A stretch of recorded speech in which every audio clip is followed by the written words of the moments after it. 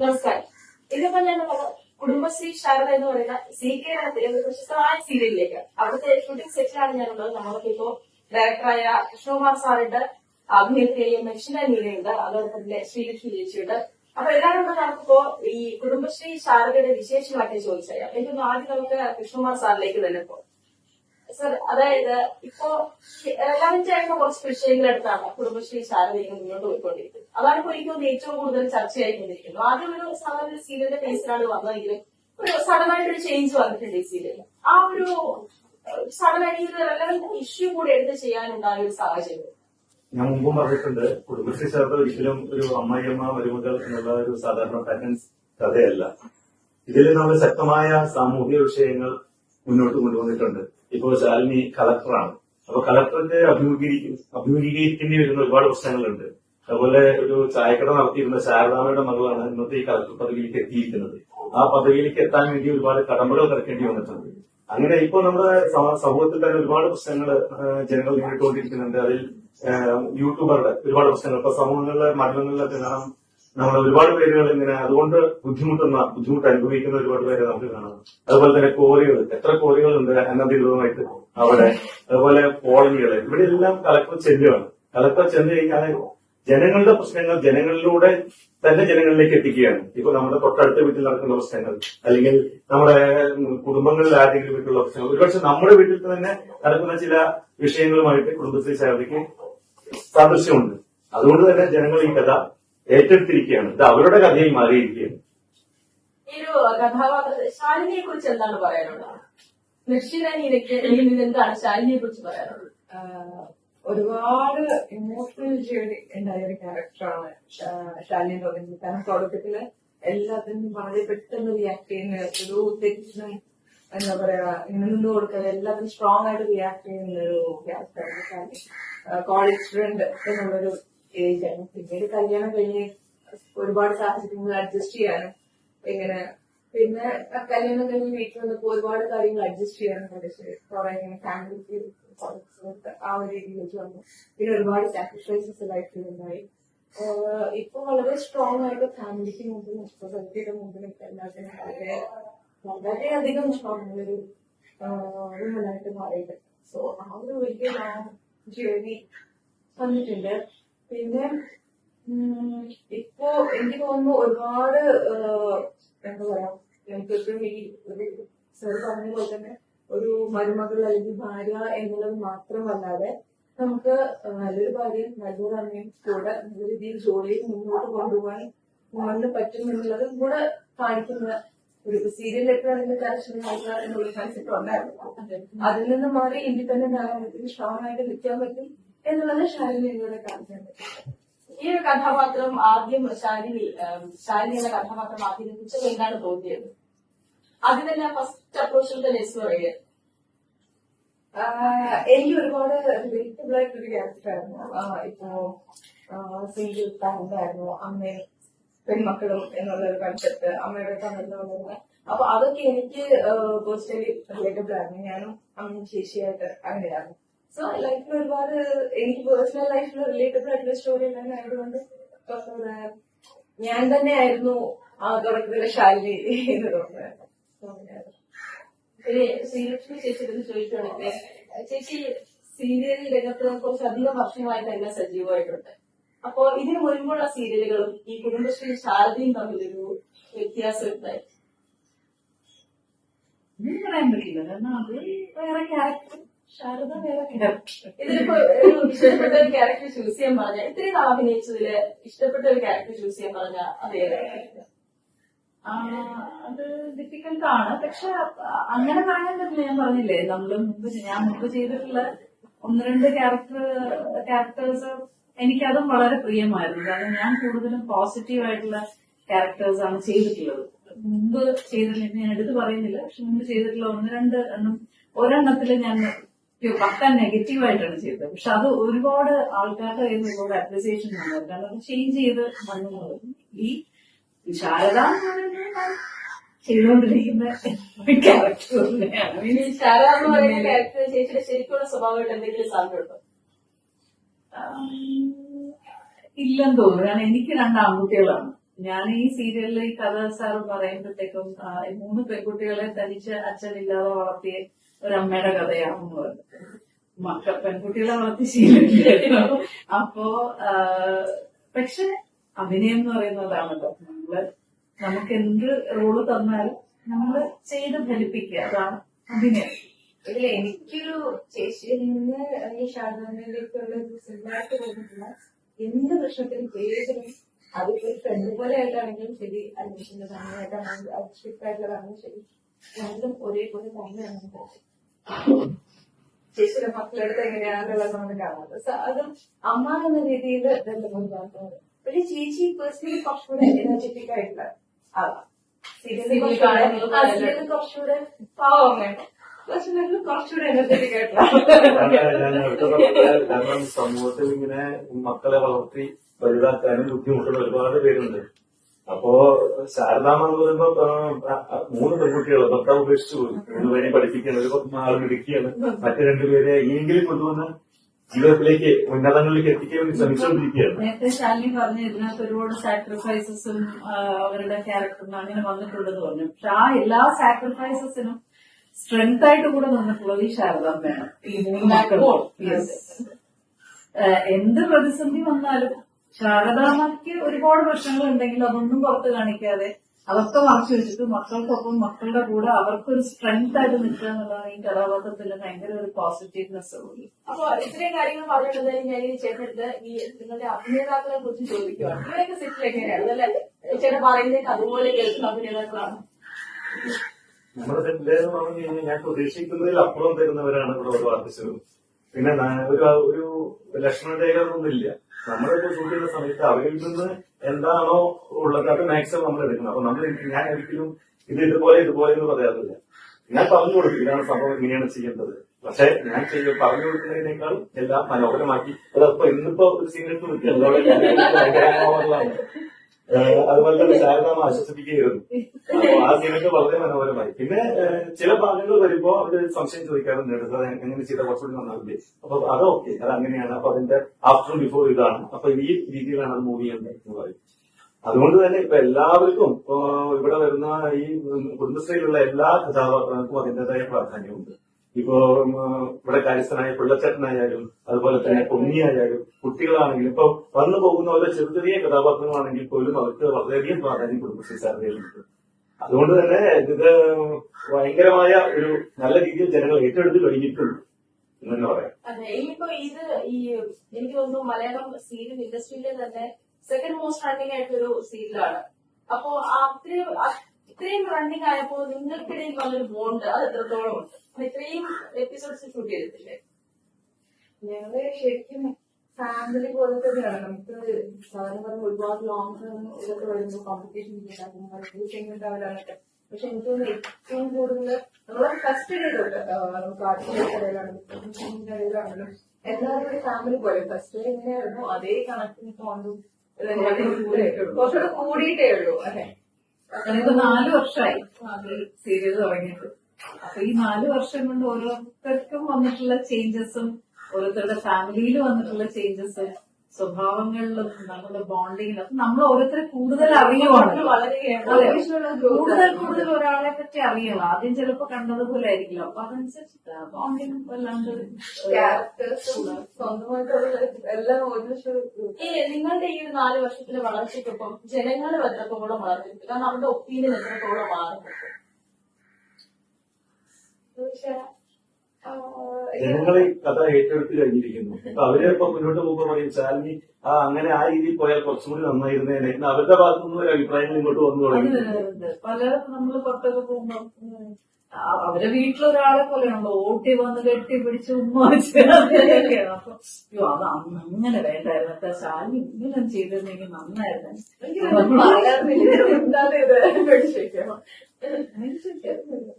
അപ്പൊ ഇനിയിപ്പോ തുടർന്ന് പോകുമ്പോൾ ഇതുപോലെ തന്നെ ഈ സോഷ്യലി റിലവന്റ് ആയിട്ടുള്ള വിഷയങ്ങൾ വെച്ച് തന്നെ ഈ ഓരോ എപ്പിസോഡ് അങ്ങനെ പോകാൻ തന്നെയാണ്. അത് ഉറപ്പായിട്ടും അങ്ങനെ തന്നെയാണ് പോവുക. കാരണം എന്താ വെച്ച് കഴിഞ്ഞാൽ നമ്മളിപ്പോ ശാലിനിയുടെ കളക്ടറാണ്.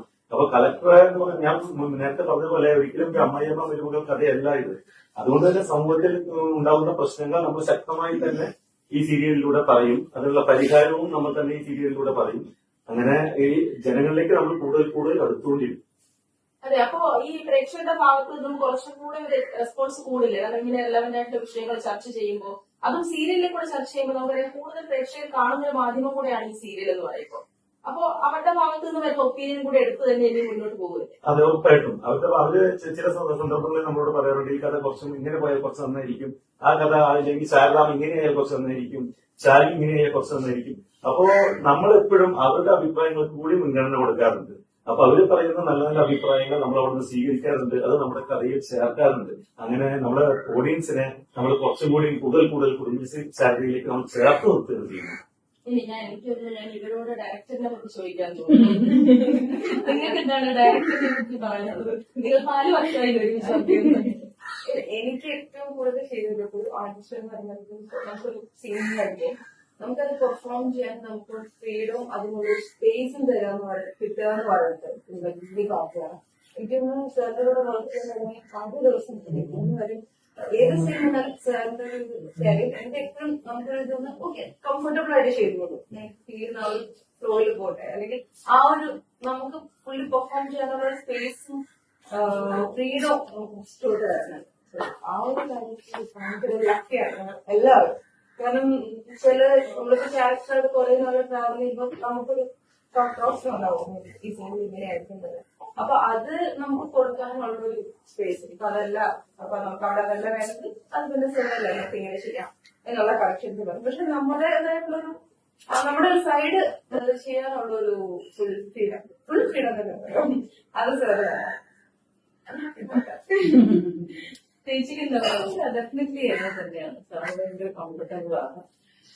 ഇപ്പൊ എന്താ പറയാ, നീ പറഞ്ഞ പോലെ തന്നെ നമുക്ക് പെർഫോം ചെയ്യാനുള്ള ഒരു സ്പേസ്, അല്ലെങ്കിൽ ഒരു സിറ്റുവേഷൻ പറഞ്ഞു തരുന്നത് എങ്ങനെയാണ് വരുന്നത്.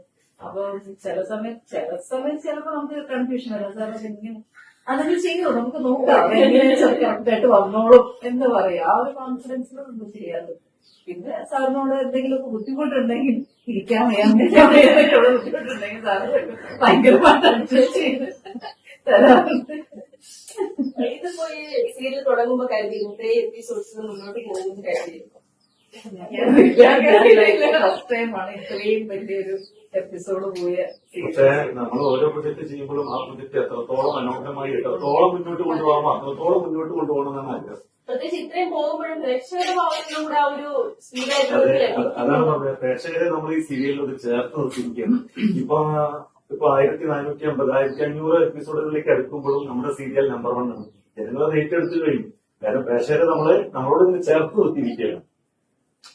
ഇനിയിപ്പോ തുടർന്നുള്ള ഒരു വരാൻ പോകുന്ന കഥകള്, അതോടൊപ്പം തന്നെ എപ്പിസോഡ്സ്, ഇതൊക്കെ എങ്ങനെയായിരിക്കും? എന്തൊക്കെ വിശേഷങ്ങളാണ് ഇനി വരാൻ പോകുന്നത്? അത് നമ്മുടെ അത് പറഞ്ഞാൽ പോയില്ലേ? അത് കാത്തിരുന്ന് കാണേണ്ടത് തന്നെയാണ്. ഇപ്പോ നമ്മള് പക്ഷെ ഇപ്പൊ ഓരോ കഥാപാത്രങ്ങളും ഇപ്പൊ വിഷ്ണു മിസ്സിംഗ് ആണ്. വിഷ്ണു എവിടെ പോയി എന്നുള്ള അന്വേഷണത്തിലാണ് ശാലിനി. അതാണ് ഈ തളർച്ചയിലിരിക്കുന്നത്. ആ വിഷ്ണു എവിടെ എന്നുള്ള വിഷ്ണുവിലേക്ക് അടുക്കാനുള്ള എവിടെയെന്നുള്ള ചോദ്യത്തിന് മറുപടിയിലേക്ക് എത്തിക്കൊണ്ടിരിക്കുകയാണ് ശാലിനി. അതിന് സപ്പോർട്ടായിട്ട് ശാരദാമ. ശരിക്കും എന്താ പറയാ, ഹെവി ആയിട്ടും എമോഷണൽ ആയിട്ടും വർക്ക് ചെയ്യുന്ന കുറെ സീൻസാണ് ഇപ്പം ഈ ഒരു ഷെഡ്യൂൾ 1-2 ഷെഡ്യൂളായിട്ട് നമ്മൾ ചെയ്തുകൊണ്ടിരിക്കുന്നത്. അത് നമ്മളെ മെന്റലി ഫിസിക്കലി ഒക്കെ എഫക്ട് ചെയ്യുന്നുണ്ടെന്നുള്ളത്. കാരണം അത്രയും ഇൻവോൾവ് ചെയ്താണ് ഓരോ സീൻസ്. നമുക്ക് വെറുതെ കുറെ സീൻസ് എന്നുള്ളതിനെക്കാളും ഇമോഷൻസും അല്ലെങ്കിൽ ഒരു ലൈഫ് ഉള്ള സീൻസ് ആണ് എല്ലാം. ഇപ്പൊ ഒരു ശിവൻ എന്ന ഒരു ക്യാരക്ടറിനെ ഇപ്പൊ കൊണ്ടുപോകുന്നത് ശാലിനിയുടെ നടുവിൽ നിർത്തിയിരിക്കുകയാണ്. ഇനി ശിവൻ ആരാണ്, എന്തിനാണ് ശിവൻ ഇവിടെ വന്നിരിക്കുന്നത്, അതിനുള്ള മറുപടിയാണ് ഇനി കുറച്ച് എപ്പിസോഡുകൾ. കാണുന്നവർ അതിനു വേണ്ടിയിട്ട് ഇത് കാണുന്നുണ്ടാവും. ശിവൻ ആരാണ്?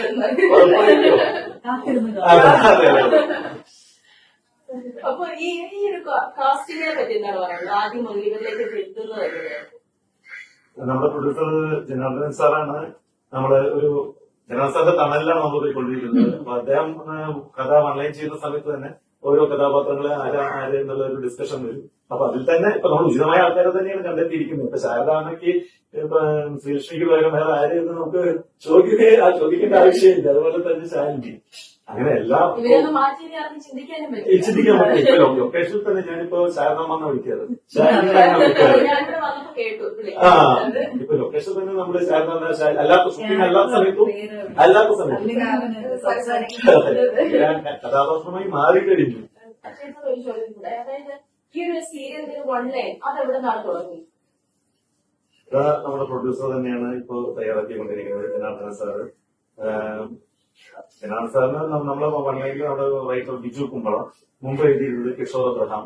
കിഷോർ അബ്രഹാം ആയതിനു ശേഷം ഇപ്പൊ ബിജു കുമ്പളമാണ് പ്രൊജക്ട് ഏറ്റെടുത്തിരിക്കുന്നത്, എഴുതുന്നത്. പിന്നെ സുജീഷ് ഏട്ടൻ ഓൺലൈനിലൊപ്പം ഉണ്ട്. അപ്പൊ നമ്മള് കഥ അവിടുന്ന് തന്നെ ഡിസ്കസ് ചെയ്ത് നമ്മൾ ഓരോ കഥാപാത്രത്തെയും ഓൺലൈൻ ഡിസ്കസ് ചെയ്യുന്ന സമയത്ത് തന്നെ കഥാപാത്രങ്ങൾ വരുമ്പോൾ ഓരോ കഥാപാത്രത്തിന്റെ റൂട്ട് കാര്യങ്ങളെല്ലാം നമ്മൾ പ്ലാൻ ചെയ്തിട്ടാണ് മുന്നോട്ട് പോകുന്നത്. അതുകൊണ്ട് തന്നെ ഓരോ കഥാപാത്രത്തെ കണ്ടെത്താനും പിന്നെ ആ കഥാപാത്രത്തെ അവരെ ഏൽപ്പിക്കാനും അത് ഭംഗിയാക്കാനൊന്നും യാതൊരു ബുദ്ധിമുട്ടും ഇന്നേ വരെ ഉണ്ടായിട്ടില്ല. ഈ പ്രേക്ഷകരുടെ ഭാഗത്തു നിന്നും ഇങ്ങനെ റെസ്പോൺസ് വരാറുണ്ടെന്ന് പറഞ്ഞിട്ട്, അപ്പൊ അങ്ങനെ വന്നിട്ടുള്ള റെസ്പോൺസിൽ നിന്നും കൊണ്ടുവന്നിട്ടുള്ള മാറ്റങ്ങൾ എന്തൊക്കെയാണ്? സീരിയലിലേക്ക് കൊണ്ടുവന്നിട്ടുള്ള മാറ്റം ഇപ്പോ ഉദാഹരണത്തിന് ഇപ്പൊ എക്സാം നടന്നുകൊണ്ടിരിക്കുകയാണ്. ഇപ്പൊ SSLC എക്സാം ചെയ്യുകയാണ്. അപ്പൊ പല കുട്ടികൾക്കും ഈ പഠന സമയത്ത് മെന്റൽ ഡിപ്രഷൻ വരാറുണ്ട്. അത് ഒരുപക്ഷെ ടീച്ചേഴ്സിന്റെ കൂടുതൽ അവരെ അടിച്ചിരിക്കാൻ ശ്രമമായിരിക്കണം. മാതാപിതാക്കൾ മക്കള് ജനിക്കുമ്പോൾ തന്നെ അവർ ആരായിരിക്കണം എന്നൊക്കെ തീരുമാനിച്ചിട്ടാണ് അവരെ പഠിപ്പിക്കാൻ വിടുന്നത്. അപ്പൊ അതുകൊണ്ടുള്ള ടെൻഷനൊക്കെ ഒരുപാട് വരുമ്പോ അവർക്കൊരു സന്ദേശം എന്ന നിലയിൽ അടുത്ത ദിവസത്തിൽ കശി നമുക്ക് ശാലിനി പോയി സ്കൂളില് കുട്ടികൾക്ക് വേണ്ടിയിട്ട് സംസാരിക്കുന്ന ഒരു ബോർഡ്, കുട്ടികൾക്ക് അങ്ങനെ ടെൻഷൻ ആവരുത് എന്നുള്ള രീതിയിൽ സംസാരിക്കുന്നത്. അങ്ങനെയുള്ള പല സാമൂഹിക പ്രശ്നങ്ങളും ഇതിലേക്ക് കൊണ്ടുവരുന്നുണ്ട്. അപ്പൊ അങ്ങനെയാണ് ഈ സീരിയൽ മുന്നോട്ട് പോയിക്കൊണ്ടിരിക്കുന്നത്. അപ്പൊ ഇപ്പൊ ഈ 1700 എപ്പിസോഡിലേക്ക് തിരിക്കാൻ നിൽക്കുമ്പോ എത്ര എപ്പിസോഡ് വരെ പോകും? ഇനി പ്രേക്ഷകർക്ക് സ്ഥിരമായി ഇത് കണ്ടുകൊണ്ടിരിക്കാൻ പറ്റും? അവർക്കൊരു പ്രതീക്ഷ എന്താണുള്ളത്? അവരെ എത്രത്തോളം നമുക്ക് സപ്പോർട്ട് വേണം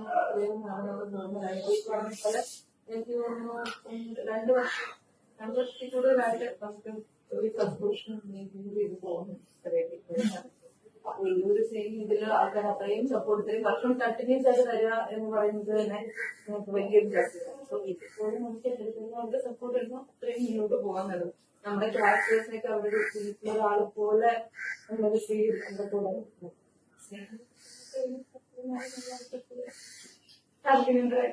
നമ്മൾ തുടക്കം മുതൽ ഇപ്പൊ ഈ വന്ന് നിൽക്കുന്ന ഈ സമയം വരെ ഒരുപാട് ട്വിസ്റ്റുകൾ കൊണ്ടുവന്നിട്ടുണ്ട്. അതാണ് തോന്നുന്നു ഇതിന്റെ ഒരു സക്സസ്. കാരണം ബോറടിക്കാൻ പാടില്ലല്ലോ ആൾക്കാർ. ഇപ്പൊ 1500 എപ്പിസോഡിലേക്ക് എത്തുമ്പോൾ ആൾക്കാർക്ക് ബോറടിക്കാൻ പാടില്ല. അതുകൊണ്ടാണ് അവർ കാണുന്നത് കാര്യമില്ല. അപ്പം ഒരുപാട് ഡൈവേർഷൻസും ഒരുപാട് സിറ്റുവേഷൻസും നമ്മള് ചിന്തിക്കാൻ പറ്റാത്ത രീതിയിലുള്ള ഒരുപാട് ഡൈവേർഷൻസ് ഈ കഥയിൽ വന്നിട്ടുണ്ട്. അത് തന്നെയാണ് ഇതിന്റെ ഒരു അട്രാക്ഷൻ എന്ന് പറയുന്നത്.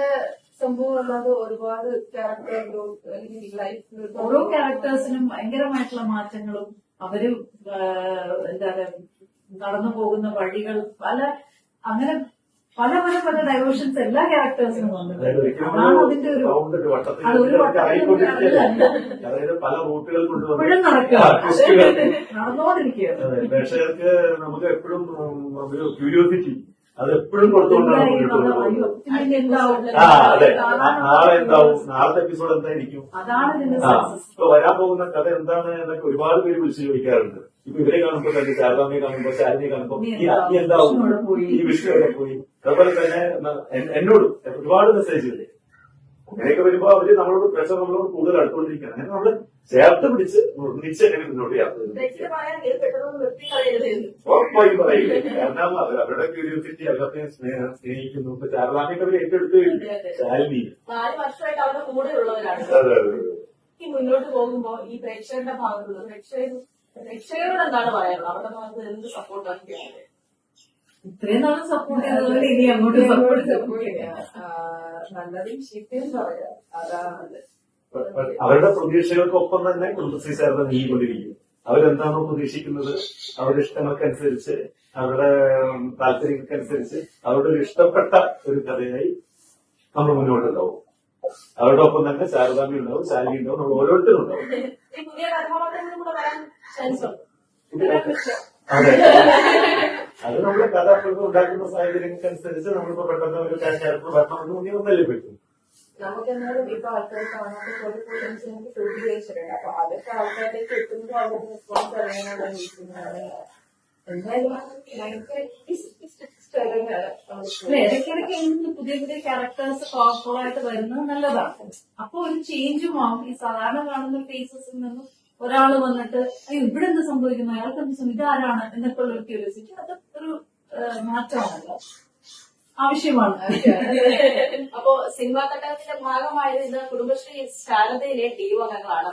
ഡയറക്ടറും അതോടൊപ്പം തന്നെ അഭിനേതാക്കളും ഒക്കെ ഉണ്ടായിരുന്നു. അവർ ഇനിയും നിങ്ങളുടെ ഭാഗത്തു നിന്നും ഇതേ ഒരു സപ്പോർട്ട് പ്രതീക്ഷിക്കുന്നുണ്ട് എന്നതിന് വളരെയധികം.